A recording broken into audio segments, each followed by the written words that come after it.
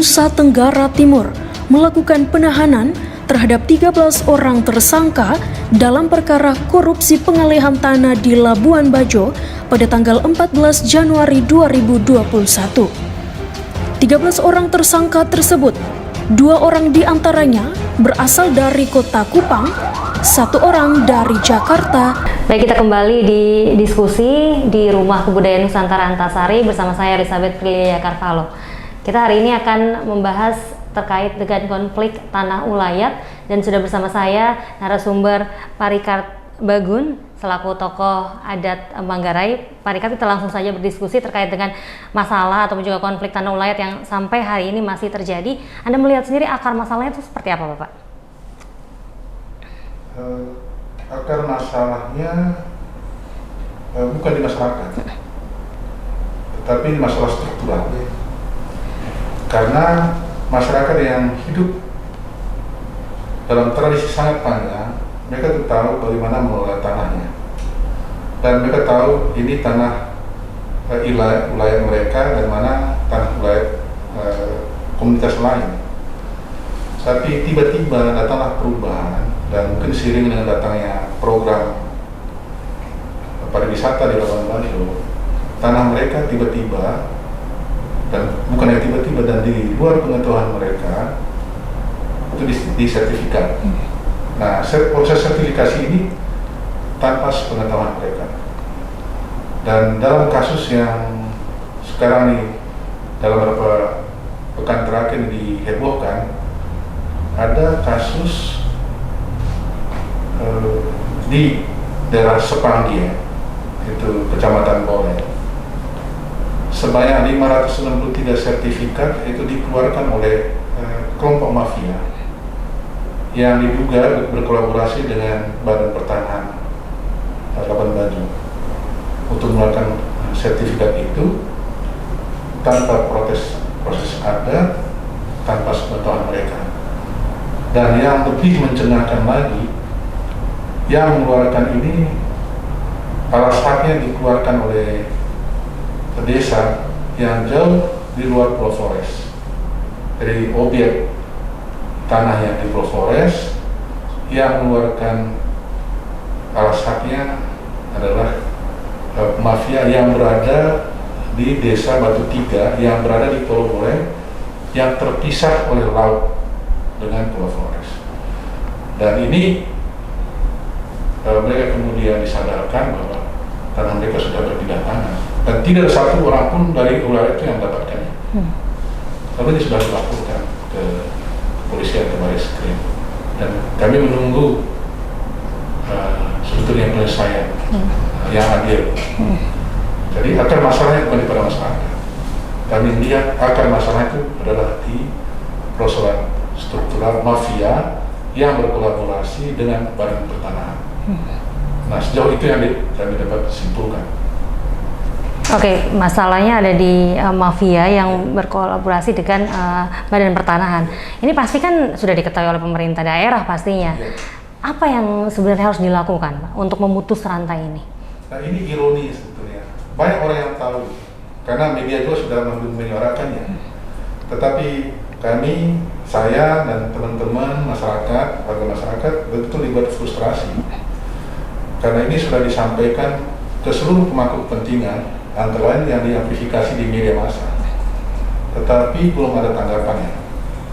Jadi kami masih menunggu jawaban dari para pemangku kepentingan, dari kalangan pemerintah, dari BPN, dari Badan Pertanahan Negara, kemudian dari juga dari Pemda, dan dari rakyat, dari politisi, supaya hak rakyat ini dikembalikan.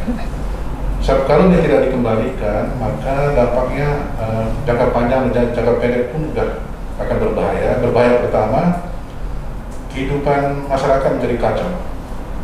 Karena mereka hidup dalam seluruh ekosistem, ada tanah wilayahnya, tanah leluhurnya, kemudian juga mereka memiliki sumber air yang harus dijaga, hutan yang harus mereka jaga, dan tempat bermain yang harus mereka pelihara. Kemudian ada tempat-tempat mereka beribadah.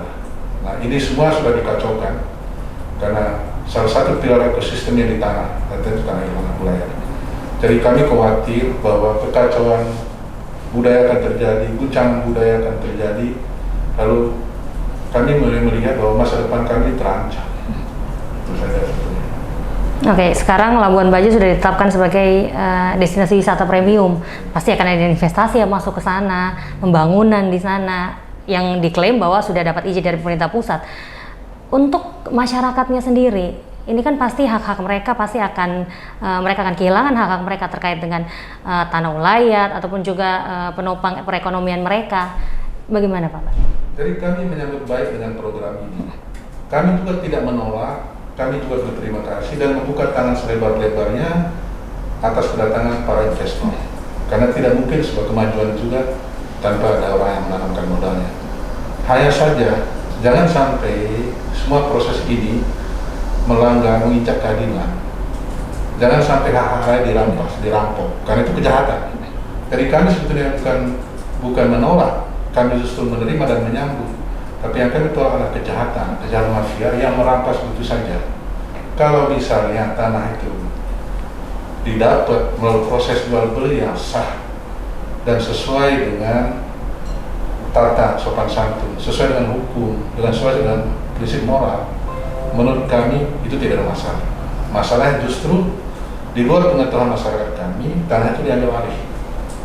Jadi kami khawatir malah kedatangan kalau memang dampak dari proses itu hanya membuat kami sengsara, nah, mesti kita harus berpikir dan bicara bersama-sama. Apakah itu tujuannya? Saya kira tidak. Jadi yang ditertibkan struktur mafia dan selama ini diketahui bahwa berkolaborasi, diduga, jadi saya tidak usah memastikan juga, diduga berkolaborasi. Mengapa dugaan ke sana? Karena memang yang mengeluarkan itu kan bahan pertama. Dan masyarakat sekarang ditantang, bahkan yang bilang kalau ada kesulitan harus adukan ke pengadilan. Nah kita tahu proses itu kan perlu biaya, dan masyarakat kita tidak bisa biaya, apalagi diminta untuk ada dokumen. Sementara wilayah sudah hidup ratusan ribuan tahun secara tradisi di situ, dia tidak buka buku-buku dokumen, karena hidup mereka lebih dari sebuah dokumen. Mereka dalam dokumen itu dia bisa menceritakan dan diakui batas-batas wilayahnya. Gitu.